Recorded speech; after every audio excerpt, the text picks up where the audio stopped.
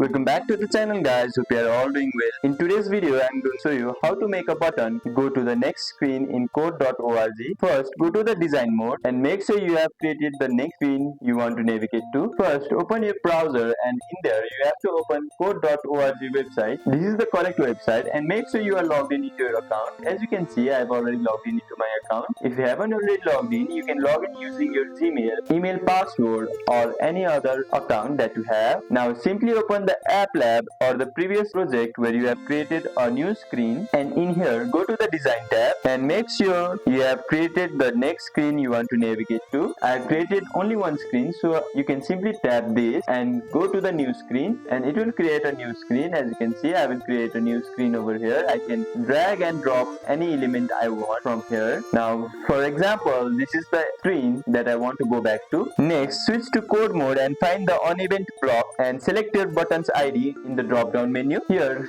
you have to go to the code and find the code for the button. Here is the button code. As you can see inside the block use set screen and next screen ID. So in the next screen you have to enter the next screen that you want to go to in the bracket and replace the next screen ID with the exact ID of your next screen that you have just created over here on the design tab. You can simply go and check in here. This is the new ID of the screen. Now click run and press the button and you should see your app instantly switch to the next screen. And that's it guys. Hope you found this video helpful. And that's it guys. If you found this tutorial helpful, make sure to hit that like button, subscribe, and I'll see you in the next one. Thank you for watching.